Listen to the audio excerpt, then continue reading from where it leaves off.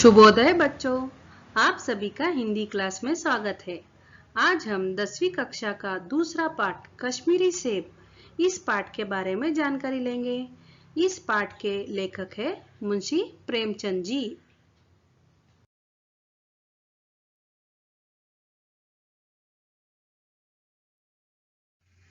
लेखक परिचय के बारे में हम जानकारी लेंगे।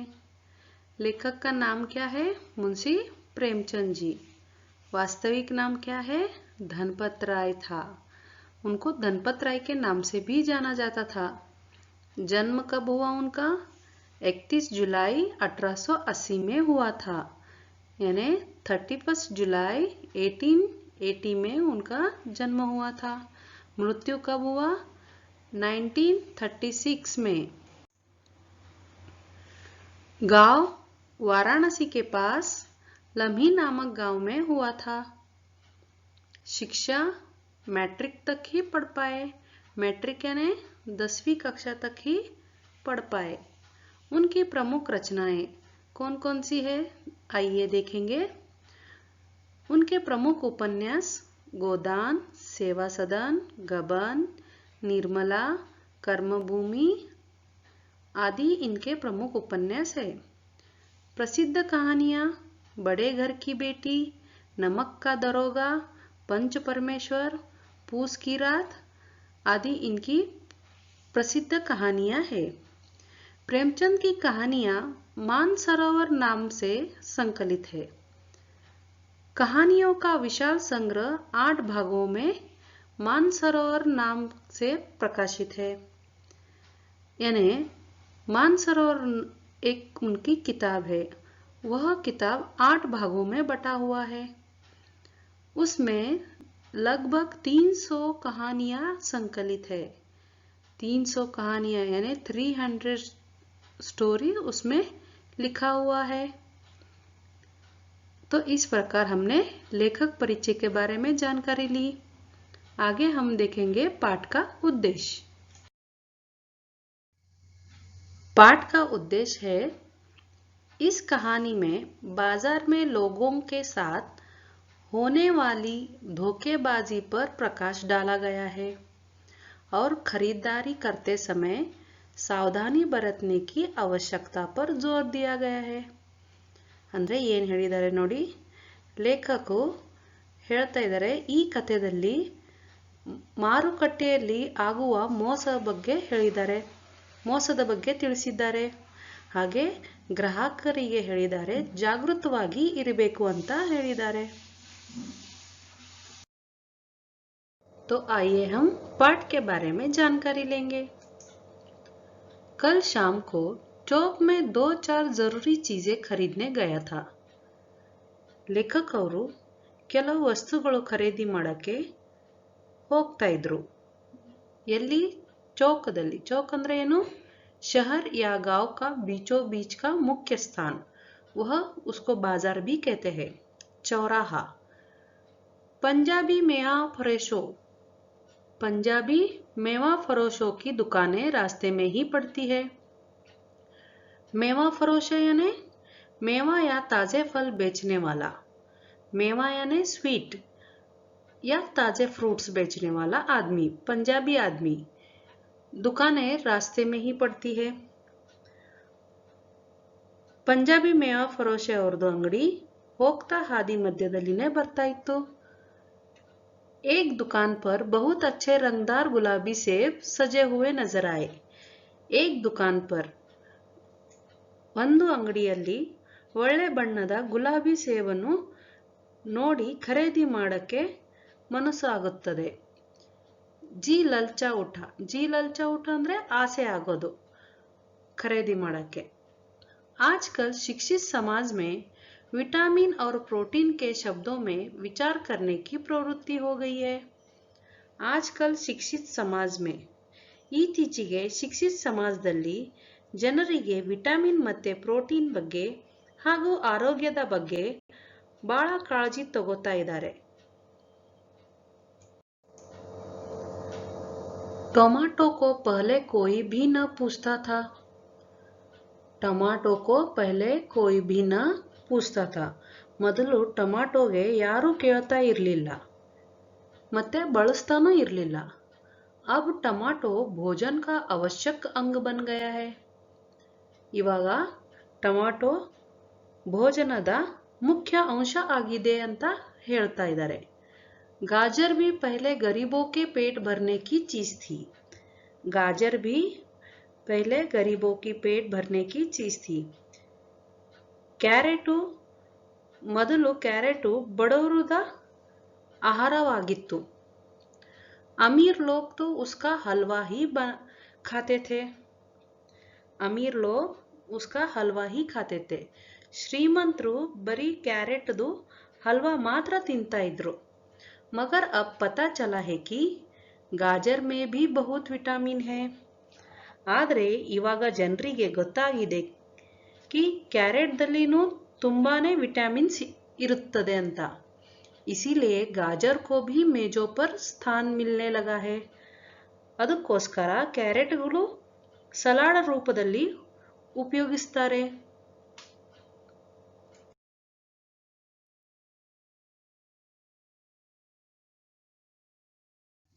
सेब के विषय में तो यह कहा जाने लगा है कि एक सेब रोज खाइए तो आपको डॉक्टर की जरूरत न रहेगी. तो ಸೇಬ್ ವಿಷಯದಲ್ಲಿ ಹೇಳ್ತಾ ಇದ್ದಾರೆ, ಡೈಲಿ ಒಂದು ಸೇಬ್ ತಿನ್ನಿ. ಡೈಲಿ ಒಂದು ಸೇಬ್ ತಿಂದರೆ ನಿಮಗೆ ಡಾಕ್ಟರ್ದು ಅವಶ್ಯಕತೆನೇ ಇರೋದಿಲ್ಲ.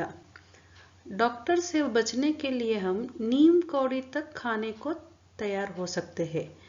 ಡಾಕ್ಟರ್ ಸೆ ಬಚನೆ ಕೆ ಲಿಯೆ ಅಂದರೆ ಡಾಕ್ಟರ್ಲಿಂದ ದೂರ ಇರೋಕ್ಕೋಸ್ಕರ ನಾವು ಎಂಥ ಕಹಿ ಹಣ್ಣಾದರೂ ಇದ್ರೂ ಸಹ ನಾವು ತಿನ್ನೋಕ್ಕೆ ರೆಡಿಯಾಗಿರ್ತೀವಿ. ಇಲ್ಲಿ ನೋಡಿ, ನೀಮ್ ಕಾ ಪೇಡ್. ನೀಮ್ ಅಂದರೆ ಬೇವಿನ ಮರ. ಇದಕ್ಕೆ ಬೇವಿನ ಮರ ಅಂತ ಹೇಳ್ತಾರೆ. ಅದಕ್ಕೆ ಈ ಹಣ್ಣುಗಳು ಬಂದಿದ್ದಾವೆ ನೋಡಿ. ಅದಕ್ಕೆ ಅವು ಬೀಜಗಳು ನೀಮ್ ಕೌಡಿ. ಇದಕ್ಕೆ ಅಂತಾರೆ ನೀಮ್ ಕೌಡಿ. ಏನು ಬೀಜ ಇದೆ ಅದು ಅದಕ್ಕೆ ನೀಮ್ ಕೌಡಿ ಅಂತ ಹೇಳ್ತಾರೆ. ಅಂತ ಕಹಿ ಹಣ್ಣನ್ನು ನಾವು ತಿನ್ನೋಕ್ಕೆ ರೆಡಿಯಾಗಿರ್ತೀವಿ ಡಾಕ್ಟರ್ಲಿಂದ ದೂರ ಇರೋಕ್ಕೋಸ್ಕರ. सेब तो रस और स्वाद में अगर आम से बढ़कर नहीं है तो घटकर भी नहीं है. सेब तो रस और स्वाद में, ಸೇಬು ರುಚಿಗೆ ಮತ್ತು ಟೇಸ್ಟಿಗೆ ಮಾವಿನ ಹಣ್ಣಕ್ಕಿಂತ ಜಾಸ್ತಿನೂ ಇಲ್ಲ ಬಟ್ ಕಮ್ಮಿನೂ ಇಲ್ಲ ಅಂತ. ಬಡ್ಕರ್ ಅಂತಂದರೆ ज़्यादा, ಮೋರ್ ದೆನ್, ಆ್ಯಂಡ್ ಘಟ್ಕರ್ ಮೀನ್ಸ್ ಕಮ್, ಲೆಸ್ ದೆನ್, ಇಲ್ಲ ಅಂತ ಹೇಳ್ತಾ ಇದ್ದಾರೆ. ಸೇಬ್ ಕೋ ಯಹ ಸ್ಥಾನ ಮಿಲ್ ಚುಕಾ ಹೈ. ಸೇಬಿಗೆ ಒಂದು ಸ್ಥಾನ ಸಿಕ್ಕಿದೆ. ಏನಂತಂದರೆ ಅಬ್ ಯಹ ಕೇವಲ್ ಸ್ವಾದ್ ಕಿ ಚೀಸ್ ನಹಿ ಹೈ. ಇವಾಗ ಬರೀ ಅದು ಟೇಸ್ಟಿದು ವಸ್ತು ಅಲ್ಲ ಅಂತಂತ ಹೇಳ್ತಾ ಇದ್ದಾರೆ. ಉಸ್ಮೆ ಗುಣ ಭೀ ಹೈ, ಅದರಲ್ಲಿ ಗುಣನೂ ಇದ್ದಾವೆ ಅಂತ. ಹಮ್ನೆ ದುಕಾನ್ದಾರ್ ಸೆ ಮೋಲ್ ಭಾವ್ ಕಿಯಾ ಔರ್ ಆಜ್ ಸೆ ಸೇಬ್ ಮಾಂಗೆ. ನಾನು ದುಕಾನ್ದಾರ್ ಅಂದರೆ ಲೇಖಕು ದುಕಾನ್ದಾರ್ ಜೊತೆಲೆ ಅಂಗಡಿದವನ ಜೊತೆಲೆ ಮೋಲ್ ಭಾವ್ ಅಂದರೆ ಬಾರ್ಗೇನಿಂಗ್ ಮಾಡಿಬಿಟ್ಟು ಒಂದು 1/2 kg ಸೇಬು ತಗೊಂಡ್ಬಿಟ್ಟು ಬಂದರು. दुकानदार ने कहा, बाबूजी बड़े मजेदार सेब आए हैं, खास कश्मीर के. आप ले जाए, खाकर तबीयत खुश हो जाएगी. ಅಂಗಡಿದವನು ಏನು ಹೇಳ್ತಾ ಇದ್ದಾನೆ? ಬಾಬೂಜಿ, ಕಾಶ್ಮೀರದಿಂದ ಸ್ವಾದಿಷ್ಟ ರುಚಿಕರವಾಗಿ ಸೇಬು ಹಣ್ಣು ಬಂದಿದೆ, ತಗೊಂಡು ಹೋಗಿ, ತಿಂದುಬಿಟ್ಟು ನಿಮ್ಮ ಆರೋಗ್ಯವನ್ನು ಚೆನ್ನಾಗಿ ಇಟ್ಕೊಳ್ಳಿ ಅಂತಂತ ಹೇಳ್ತಾ ಇದ್ದಾರೆ. मैंने रुमाल निकालकर उसे देते हुए कहा, चुन चुन कर रखना. ಲೇಖಕ್ ಅವರು ತನ್ನ ಕರ್ಚಿಫನ್ನು ಕೊಟ್ಟು ಅವರಿಗೆ ಹೇಳಿದ್ರು, ಆರಿಸ್ಬಿಟ್ಟು ಹಣ್ಣನ್ನು ಕೊಡು ಅಂತಂತ ಹೇಳ್ತಾರೆ. दुकानदार ने तराजू उठाई और अपने नौकर से बोला. दुकानदार ने तराजू ಅಂದ್ರೆ ಏನು? ತಕಡಿ. ಅಂಗಡಿದವನು ತಕಡಿ ಎತ್ತಿಬಿಟ್ಟು ತನ್ನ ಕೆಲಸದವನಿಗೆ ಹೇಳ್ತಾ ಇದ್ದಾರೆ, सुनो, आज सेर ಕಾಶ್ಮೀರಿ ಸೇಬ್ ನಿಕಾಲ್ನಾ, ಚುನ್ ಕರ್ ಲಾನಾ. ಇಲ್ಲಿ ಕೇಳು, 1/2 kg ಕಾಶ್ಮೀರಿ ಸೇಬ್ ತಗೊಂಡ್ ಬಾ ಮತ್ತೆ ಆರಿಸ್ಕೊಂಡು ತಗೊಂಡ್ ಬಾ ಅಂತ ಹೇಳ್ತಾ ಇದ್ದಾರೆ. लौंडा 4 सेब ले आया. कितने सेब ले आया? 4. ಆ ಹುಡುಗ 4 ಸೇಬ್ ಹಣ್ಣು ತಗೊಂಡು ಬಂದ. ದುಕಾನ್ದಾರ್ನೇ ತೋಲ. ಅಂಗಡಿದವನು ಅದಕ್ಕೇನು ತೂಕ ಮಾಡ್ದ. एक लिफाफे में उन्हें रखा और रुमाल में बांधकर मुझे दे दिया। ಏಕ್ ಲಿಫಾಫೆ, ಲಿಫಾಫೆ ಅಂದ್ರೇನು ಪೇಪರ್ ಕವರು, ಪ್ಯಾಕೆಟ್ ಇರ್ತಾವಲ್ಲ ಎನ್ವಲಪ್ ಥರ, ಸೊ ಆ ಪೇಪರ್ ಕವರು. ಆ ಪೇಪರ್ ಕವರ್ದಲ್ಲಿ ಆ ಹಣ್ಣನ್ನು ಇಟ್ಬಿಟ್ಟು ಕರ್ಚಿಪ್ ಒಳಗಡೆ ಕಟ್ಟಿ ಲೇಖಕ ಅವರಿಗೆ ಕೊಟ್ಟರು. ಮೇನೆ 4 ಆನೆ ಉಸ್ಕೆ ಹಾತ್ ಮೇ ರಖೆ. ಲೇಖಕ ಅವರು 4 ಪೈಸಾ ತೆಗೆದು ಅವ್ರ ಕೈಯಲ್ಲಿ ಇಟ್ರು.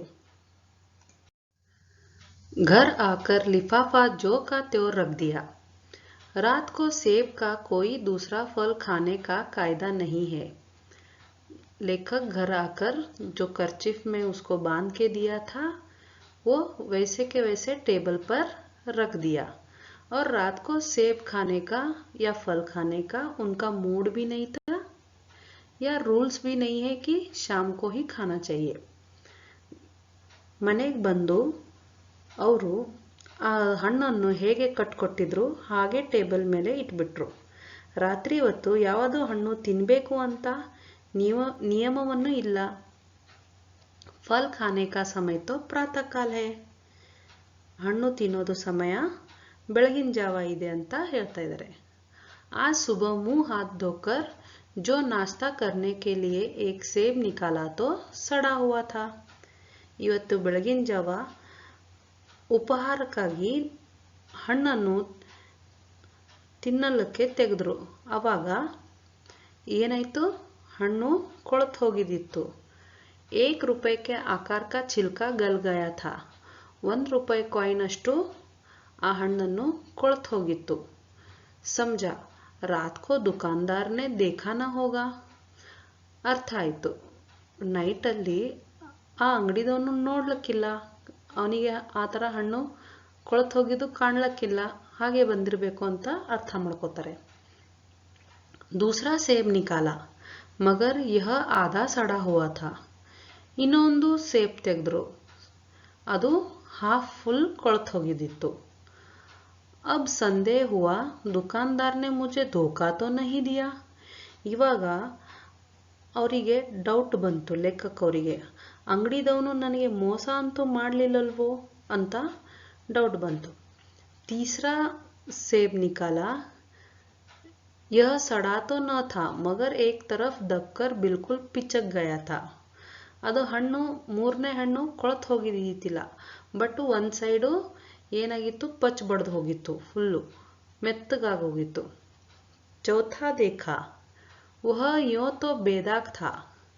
ವಹ ಯೋ ತೋ ಬೇದಾಗ್ ಅಂದರೆ 4ನೇ ಹಣ್ಣು ಯಾವುದು ಏನೂ ಡಾರ್ಕ್ ಸ್ಪಾಟ್ಸ್ ಇರಲಿಲ್ಲ, ಚೆನ್ನಾಗಿತ್ತು. ಮಗರ್ ಉಸ್ಮೆ ಏಕ್ ಕಾಲಾ ಸುರಾಖ್ ಥಾ. ಬಟ್ ಅದರದಲ್ಲಿ ಒಂದು ಕಪ್ಪುದು ಹೋಲಾಗಿ ಇತ್ತು. ಜೈಸಾ ಅಕ್ಸರ್ ಬೇರೋ ಮೇ ಹೋತಾ ಹೈ. ಜೈಸಾ ಅಕ್ಸರ್ ಬೇರೋ ಮೇ, ಬೇರೋ ಅಂತಂತಂದರೆ ಬಾರೆಕಾಯಿ ನಾವು ತಿಂತೀವಲ್ಲ, ಗ್ರೀನ್ ಕಲರ್ ಚಿಕ್ಕದ ಹಣ್ಣು ಇರುತ್ತಲ್ಲ, ಸೊ ಅದಕ್ಕೆ ಬೇರೋ ಅಂತ ಹೇಳ್ತಾರೆ. ಕಾಟಾ ತೋ ಭೀತರ್ ವೈಸೆ ಹಿ ದಬೆ ಜೈಸೆ ಬೇರ್ ಮೇ ಹೋತೆ ಹೈ. ಕಾಟಾ ತೋ ಭೀತರ್ ವೈಸೆ ಹಿ ಧಬ್ಬೆ ಜೈಸೆ ಬೇರ್ ಮೇ ಹೋತಾ ಹೈ. ಅದಕ್ಕೆ ಕಟ್ ಮಾಡಿ ನೋಡ್ತಾರೆ, ಒಳಗಡೆ ಹಾಗೆ ಡಾರ್ಕ್ ಸ್ಪಾಟ್ಸು ಬಾರೆಕಾಯಲ್ಲಿ ಹೇಗೆ ಇರುತ್ತೆ ಹಾಗೆ ಎಲ್ಲಾನು ಡಾರ್ಕ್ ಸ್ಪಾಟ್ಸು ಆ್ಯಪಲ್ದಲ್ಲಿ ಇತ್ತು. ಇಲ್ಲಿ ನೋಡಿ ಚಿತ್ರದಲ್ಲಿ ಕಾಣ್ತಾ ಇದೆ ಅಲ್ವಾ, ಸೊ ಆ ಥರ ಎಲ್ಲ ಹಣ್ಣು ಕೊಳೆತು ಹೋಗಿದ್ದಿತ್ತು. ಏಕ್ ಸೇಬ್ ಬಿ ಖಾನೆ ಲಾಯಕ್ ನಹಿ. ಒಂದು ಹಣ್ಣು ಸಹ ತಿನ್ನೋ ಯೋಗ್ಯವಾಗಿ ಇರಲಿಲ್ಲ. 4 आने पैसों का इतना गम न हुआ जितना समाज के इस चारित्रिक पतन का. ದುಡ್ಡು ಹೋಗಿದ್ದಕ್ಕೆ ಲೇಖಕಕ್ಕೆ ಬೇಜಾರಾಗಿಲ್ಲ, ಬಟ್ ತುಂಬಾನೇ ಅವರಿಗೆ ಶೇಮ್ ಆಯಿತು. चारित्रिक पतन मीन्स कैरेक्टर कोलैप्स. दुकानदार ने जानबूझकर मेरे साथ धोखेबाजी का व्यवहार किया. ಅಂಗಡಿದವನು ಬೇಕಂತ ನನ್ನ ಜೊತೆಯಲ್ಲೇ ಮೋಸ ಮಾಡ್ದ ಅಂತ ಹೇಳ್ತಾ ಇದ್ದಾರೆ. एक सेब सड़ा हुआ होता तो मैं उसको क्षमा के योग्य समझता. ಒಂದು ಹಣ್ಣು ಕೊಳೆತು ಹೋಗಿದ್ದಿತ್ತಂದ್ರೆ ನಾನು ಅವನಿಗೆ ಕ್ಷಮೆ ಮಾಡ್ತಾ ಇದ್ದೆ. ಬಟ್ ಸೋಚ್ತಾ ಉಸ್ಕಿ ನಿಗಾಹ ನ ಪಡಿ ಹೋಗಿ, ಥಿಂಕ್ ಮಾಡ್ತಾ ಇದ್ದೆ ಅವನು ನೋಡ್ಲಿಕ್ಕಿಲ್ಲ, ಹಾಗೆ ಹಾಕಿರ್ಬೇಕು ಅಂತ. ಮಗರ್ ಚಾರೋ ಕೆ ಚಾರೋ ಖರಾಬ್ ನಿಕಲ್ ಜಾಯೆ ಯಹ ತೋ ಸಾಫ್ ಧೋಖಾ ಹೈ. ಬಟ್ ನೋಡಿದ್ರೆ 4 ಹಣ್ಣು ಕೊಳತು ಹೋಗಿದ್ದಿದೆ. ಇದು ಅಂತೂ ತುಂಬಾನೇ ಮೋಸ ಇದೆ ಅಂತ ಹೇಳ್ತಾ ಇದ್ದಾರೆ. ಮಗರ್ ಇಸ್ ಧೋಕೆ ಮೇ ಮೇರಾ ಭೀ ಸಹಯೋಗ ಹೇ. ಬಟ್ ಈ ಮೋಸ ಮಾಡಕ್ಕೆ ನಂದು ಸಹಯೋಗ ಇದೆ. मेरा उसके हाथ में रुमाल रख देना मानो उसको धोखा देने की प्रेरणा थी. ನಾನು ಅವನ ಕೈಯಲ್ಲಿ ಕರ್ಚಿಫ್ ಕೊಡೋದು ಅಂದ್ರೆ ಅವನಿಗೆ ಮೋಸ ಮಾಡಕ್ಕೆ ಇನ್ನೂ ಇಷ್ಟು ಚಾನ್ಸ್ ಕೊಟ್ಟಂಗೆ. उसने भाप लिया कि यह महाशय अपनी आंखों से काम लेने वाले जीव नहीं है. भाप लिया ಅಂದ್ರೆ ಅರ್ಥ ಆಯ್ತು ಅವನಿಗೆ ಕಿ ಈ ಮಹಾಶಯ ಈ ವ್ಯಕ್ತಿ ಕಣ್ಣಿಲ್ಲಿಂದ ಕೆಲಸ ಮಾಡೋದಿಲ್ಲ, ಅಂದ್ರೆ ಏನ್ ಕೊಡ್ತೀವಿ ಅದು ನೋಡ್ಕೊಂಡು ತಗೊಂಡು ಹೋಗೋದಿಲ್ಲ, ಹಾಗೆ ಕಣ್ಣು ಮುಚ್ಕೊಂಡು ತಗೊಂಡು ಹೋಗ್ತಾರೆ. और इतने चौकस है कि घर में लौटाने आए. ಮತ್ತೆ ಅಷ್ಟು ಚೌಕಸ್ ಅಂದ್ರೆ ಸಚೇತು ಸಾವಧಾನ, ಅಷ್ಟು ಹುಷಾರಾಗಿನೂ ಇಲ್ಲ, ಕೇರ್ಫುಲ್ ಆಗಿನೂ ಇಲ್ಲ ಕಿ ಮನೆಗೆ ತಗೊಂಡು ಹೋಗಿದ ಹಣ್ಣು ಮತ್ತೆ ವಾಪಸ್ ತಂದು ಕೊಡ್ತಾರೆ ಅಂತ. आदमी बेईमानी तभी करता है जब उसे अवसर मिलता है. ವ್ಯಕ್ತಿ ಯಾವಾಗ ಮೋಸ ಮಾಡ್ತಾನೆ, ಯಾವಾಗ ಅವನಿಗೆ ಚಾನ್ಸ್ ಸಿಗುತ್ತೆ ಆ ಟೈಮಲ್ಲಿ ಅವನು ಮೋಸ ಮಾಡ್ತಿರ್ತಾನೆ. बेईमानी का अवसर देना चाहे वह अपने ढीलेपन से हो या सहज विश्वास से. ನಾವು ಮೋಸ ಮಾಡೋಕ್ಕೆ ಚಾನ್ಸ್ ಯಾವಾಗ ಕೊಡ್ತೀವಿ ಅಂತಂದರೆ ನಾವು ಕೇರ್ಫುಲ್ ಆಗಿ ವಸ್ತುಗಳು ನೋಡ್ಕೊಂಡು ತಗೊಂಡು ಬರೋದಿಲ್ಲ, ಮತ್ತು ಮೂಢ ನಂಬಿಕೆ ಅವ್ರ ಮೇಲೆ ಇಟ್ಟಿದಿರ್ತೀವಿ. ಆ ವ್ಯಕ್ತಿ ಪರಿಚಯನೂ ಇಲ್ಲ, ಬಟ್ ನಾವು ಅವ್ರ ಮೇಲೆ ಭರೋಸೆ ಇಟ್ಕೊಂಡು ತಗೊಂಡು ಬರ್ತಿರ್ತೀವಿ, ಯಾಕಂದರೆ ಅವನು ಚೆನ್ನಾಗಿ ಹಣ್ಣು ಕೊಡ್ತಾನಂತ. ಬಟ್ ಆ ಥರ ನಾವು ತಿಳ್ಕೊಳ್ಳೋದು ತಪ್ಪು. ಯಾವಾಗಾದರೂ ನಾವು ವಸ್ತುಗಳು ನೋಡಿಕೊಂಡು ತಗೊಂಡು ಬರಬೇಕು. ಬೇಯಿಮಾನಿ ಮೇ ಸಹಯೋಗ ದೇನಾ ಹೇ. ಮತ್ತು ಈ ಥರ ಮಾಡಿದಕ್ಕೆ ನಾವು ಸಪೋರ್ಟ್ ಮಾಡ್ತೀವಿ ಅವರಿಗೆ ಮೋಸ ಮಾಡೋಕ್ಕೆ ಅಂತ. पढ़े लिखे बाबुओं और कर्मचारियों पर तो अब कोई विश्वास नहीं करता. ಮತ್ತೆ ಯಾರು ಓದಿದ್ದಾರೆ, ತುಂಬಾನೇ ಆಫೀಷಿಯಲ್ಲು ಇದ್ದಾರೆ, ಅವರು ಎಲ್ಲಾನು ಏನು ವಸ್ತುಗಳು ನೋಡ್ಕೊಂಡು ತಗೊಂಡು ಹೋಗೋದಿಲ್ಲ, ಮತ್ತೆ ಅವ್ರ ಮೇಲೆ ಯಾರು ನಂಬಿಕೆನೂ ಇಡೋದಿಲ್ಲ. किसी थाने का कचहरी या म्यूनसिपैलिटी में चले जाए, आपकी ऐसी दुर्गति होगी कि आप बड़ी से बड़ी हानि उठाकर भी उधर न जाएंगे. ಕಿಸಿ ಥಾನೆ ಅಂದರೆ ಯಾವುದಾದ್ರೂ ಪೊಲೀಸ್ ಸ್ಟೇಷನ್ಗೆ, ಕಚೇರಿ ಅಂತಂದರೆ ಕೋರ್ಟು, ಮುನ್ಸಿಪಾಲ್ಟಿ ಅಂದರೆ ಅಲ್ಲೆಲ್ಲನೂ ಕೆಲಸ, ಕಾರ್ಪೊರೇಟ್ ಕೆಲಸ ಏನಿರುತ್ತೆ ಅದು ಎಲ್ಲನೂ ಕೆಲಸ ಮಾಡ್ಕೊಳ್ಳೋಕ್ಕೆ ನೀವು ಏನಾದರೂ ಹೋದರೆ ಅಲ್ಲಿ ನಿಮ್ಮದು ಕೆಲಸ ಆಗೋದಿಲ್ಲ, ಆದಷ್ಟು ತುಂಬಾ ದುಡ್ಡು ಕೇಳ್ತಾರೆ. ಪಹಲೆ ಐಸಾ ನಹಿ ಥಾ, ವ್ಯಾಪಾರಿಯೋ ಕಿ ಸಾಕ್ ಬನಿ ಹುಯಿ ಥಿ. ಮುಂಚೆ ಕಾಲದಲ್ಲಿ ಈ ಥರ ಇರಲಿಲ್ಲ. ವ್ಯಾಪಾರಕ್ಕೆ ಸಾಕ್ ಅಂತಂದರೆ ಲೇನ್ ದೇನ್, ತಗೊಳ್ಳೋದು ಕೊಡೋದು. ಬನಿ ಹುಯಿ ಥಿ. तोल में चाहे छटाक आज छटाक कस ले, लेकिन आप उन्हें 5 की जगह भूल से 10 के नोट दे आते तो आपको घबराने की कोई ज़रूरत न थी. ಮುಂಚೆ ಹಾಗೆ ಇರಲಿಲ್ಲ. ನೀವು ಏನಾದರೂ ತಗೊಂಡು ಬಂದರೆ, ತೂಕ ಮಾಡ್ಕೊಂಡು ತಗೊಂಡು ಬಂದರೆ ಒಂಚೂರು ಚಟಾಕ್ ಅಂತಂದರೆ ಏನು 60 ಗ್ರಾಮ್ಸ್ 1 ತೋಲು ಅಷ್ಟು ಏನೋ ಕಮ್ಮಿ ಬರ್ತಾ ಇತ್ತು. ಬಟ್ ಅವರಿಗೆ 5 ರೂಪಾಯಿ ಪ್ಲೇಸಲ್ಲಿ 10 ರೂಪಾಯಿ ಕೊಟ್ಟರು ನಿಮ್ಮ ದುಡ್ಡು ಸೇಫ್ ಆಗಿರ್ತಾ ಇತ್ತು, ಹೆದರ್ಕೊಳ್ಳೋದು ಅವಶ್ಯಕತೆ ಇರಲಿಲ್ಲ. ಆಕೆ ರೂಪಾಯಿ ಸುರಕ್ಷಿತ ಥೇ, ನಿಮ್ಮ ದುಡ್ಡು ಸುರಕ್ಷಿತವಾಗಿ ಇರುತ್ತದೆ. ಮುझे याद है एक बार मैंने मुहर्रम के मेले में एक दुकानदार से 1 पैसे की रेवड़िया ली थी. ಲೇಖಕಿಗೆ ನೆನಪಿದೆ ಏನಂತಂದರೆ, ಮೊಹರಂ ಹಬ್ಬದಲ್ಲಿ ಅವರು ಜಾತ್ರೆಯಲ್ಲಿ ಹೋಗಿದ್ರು. ಒಂದು ಅಂಗಡಿದಲ್ಲಿ ಅವರು ಏನು ತಗೊಂಡ್ರು, ರೇವಡಿಯಾ ಅಂತಂದರೆ ಎಳ್ಳು ಮತ್ತು ಸಕ್ಕರೆಲಿಂತ ಮಾಡಿದ್ದು ಸ್ವೀಟು, ಅದಕ್ಕೆ ರೇವಡಿ ಅಂತ ಹೇಳ್ತಾರೆ. ಅವರು ತಗೊಂಡ್ರು. ಅಠನ್ನಿ ದೇ ಆಯ ಅಂದರೆ 1 ಪೈಸೆದು ರೇವಡಿ ತಗೊಂಡ್ಬಿಟ್ಟು, ಅಠನ್ನಿ ಅಂತಂದರೆ 50 ಪೈಸಾ, 1 ಪೈಸೆದ ರೇವಡಿ ತಗೊಂಡು ಅಠನ್ನಿ ಕೊಟ್ಟು ಬಂದರು. घर आकर जब अपनी भूल मालूम हुई तो दुकानदार के पास दौड़ा गया. ಘರ್ ಆಕರ್ ಅಂದರೆ ಮನೆಗೆ ಹೋಗ್ಬಿಟ್ಟು ಗೊತ್ತಾಯಿತು ನಾನು 1 ಪೈಸಾ ಕೊಡೋದು ಬಿಟ್ಟು 50 ಪೈಸಾ ಕೊಟ್ಟು ಬಂದಿದ್ದೀನಿ ಅಂತ. ಜ್ಞಾಪಕ ಬಂದ ತಕ್ಷಣ ಅವರು ಓಡ್ಕೋತು ಹೋದ್ರು ಅಂಗಡಿದವನ ಕಡೆ. घर आकर जब अपनी भूल मालूम हुई तो दुकानदार के पास दौड़ा गया. आशा नहीं थी कि वह अटन्नी लौटाएगा. ಬಟ್ ಹೋಪ್ಸ್ ಇಟ್ಕೊಂಡಿರಲಿಲ್ಲ ಅವನು ಅಠನ್ನಿ ವಾಪಸ್ ಕೊಡ್ತಾನೆ ಅಂತ. ಅಠನ್ನಿ ಅಂದ್ರೇನು 50 ಪೈಸಾ ವಾಪಸ್ ಕೊಡ್ತಾನೆ ಅಂತ. पर लेकिन उसने प्रसन्न चित्त से अठन्नी लौटा दी. ಬಟ್ ಅವನು ಏನು ಹ್ಯಾಪಿಯಾಗಿ 50 ಪೈಸಾ ರಿಟರ್ನ್ ಮಾಡಿಬಿಟ್ಟ. और उल्टे मुझसे क्षमा मांगी. ಮತ್ತೆ ಲೇಖಕಕ್ಕೆ ಅವರು ಕ್ಷಮೆ ಕೇಳಿದ್ರು. यहाँ कश्मीरी सेब के नाम से सड़े हुए सेब बचे जाते हैं. यहाँ कश्मीरी सेब के नाम से सड़े हुए सेब बेचे जाते हैं. ಇಲ್ಲಿ ಏನಾಗುತ್ತೆ ಅಂತಂದ್ರೆ ಕಾಶ್ಮೀರಿ ಸೇಬ್ ಹೆಸರು ಮೇಲೆ ಕೊಳತು ಹೋಗಿರೋರು ಹಣ್ಣು ಮಾರಾಟ ಮಾಡ್ತಿರ್ತಾರೆ. मुझे आशा है पाठक बाजार में जाकर मेरी तरह आंखें न बंद कर लिया करेंगे, नहीं तो उन्हें भी ಕಾಶ್ಮೀರಿ ಸೇಬ್ ही मिलेंगी. ನಾವು ಹೋಪ್ಸ್ ಇಟ್ಕೋತೀವಿ ಏನಂತಂದರೆ ಈ ಲೆಸನ್ ಓದಿದವರು ಅವರು ಜಾಗೃತವಾಗಿ ಇರಬೇಕು.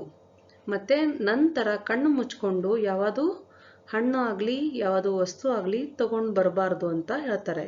ಇಲ್ಲಾದರೆ ನೀವು ಹಾಗೆ ಕಣ್ಣು ಮುಚ್ಕೊಂಡು ಏನಾದರೂ ವಸ್ತು ತೊಗೊಂಡು ಬಂದರೆ ನಿಮಗೆ ನಂತರನೇ ಕಾಶ್ಮೀರಿ ಸೇಬು ಸಿಗುತ್ತೆ ಅಂತ ಹೇಳ್ತಾ ಇದ್ದಾರೆ. ಈ ಥರ ಕಾಶ್ಮೀರಿ ಸೇಬು ಪಾಠ ಮುಕ್ತಾಯ ಆಯಿತು. पाठ का आशय क्या है? लेखक अपना अनुभव बताते हुए पाठकों को सचेत करते हैं कि अगर खरीदारी करते समय सावधानी नहीं बरते तो धोखा खाने की संभावना होती है. बाजार से कुछ भी खरीदते समय सतर्क रहना बेहद जरूरी है. हमारी असावधानी सामने वाले को धोखा देने के लिए प्रेरित करती है. यदि